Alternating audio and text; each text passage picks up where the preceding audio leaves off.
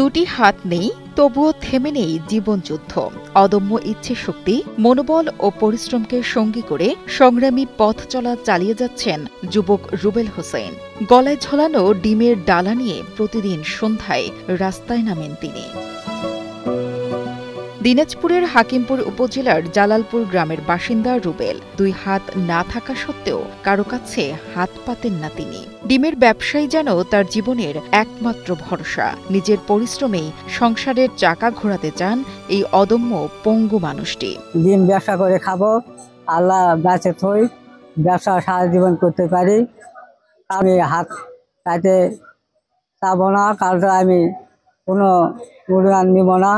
আমি এরা সারা জীবন ব্যবসা করতে পারি। ২৫ বছর বয়সী রুবেলের জীবন শুরু হয় এক দুঃসহ দুর্ঘটনার মধ্য দিয়ে। আজ থেকে প্রায় ১৮ বছর আগে মাত্র ৮ বছর বয়সে বিদ্যুতের তারের স্পর্শে দুই হাত হারান বাবাহীন এই যুবক। তখন থেকেই শুরু হয় সংগ্রামের জীবন। মোনালিসা হেভি ফ্লো ১৫ পিস প্যাকেটের সাথে ৮ পিসের একটি প্যাকেট একদম ফ্রি। অবস্থা বকরি সরবা যায় হলো তার ধরতে গেছিল কারেন্টের, ধরবা যায় দুটা হাত পঙ্গু হয়ে গেছে। বাপ নাই, মাও আসে, হলো মায়ে ডিম সিদ্ধ করে দেয়, দিয়ে মনে করো সিপির দিকে বিক্রি করতে আসে। হাত অকেজো হওয়ায় ডিমের খোসা ছাড়িয়ে ক্রেতাকে দেওয়ার মতো নেই কোনো উপায়। তবুও মানুষ ফেলে যায় না তাকে, বরং নিজেরাই ডালা থেকে ডিম নিয়ে খোসা ছিঁড়ে খান। রুবেলের এমন ইচ্ছে শক্তি ও পরিশ্রম দেখে অভিবাদন জানায় সকলে।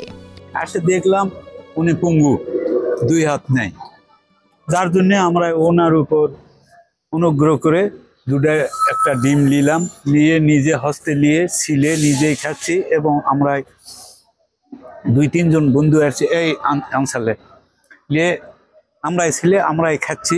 উনি আসলে খুব অসহায় মানুষ, উনি নিজে পরিশ্রম করে চলে, উনি তার নিজের গলায় এই ডিম কষ্ট করে নিয়ে ঘোরে, এবং আমরা যারা সাধারণ লোক তারা অন্য থেকে ডিম কিনে খাই, এবং উনি কারো কাছে হাত পেতে কোনো কিছু ভিক্ষা নিতে চায় না।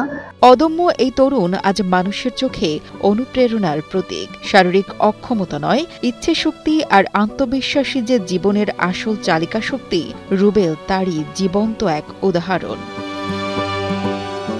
গোলাম মুস্তাফিজুর রহমান মিলনের পাঠানো তথ্য ও ভিডিও চিত্রে ডেস্ক রিপোর্ট, কালের কণ্ঠ।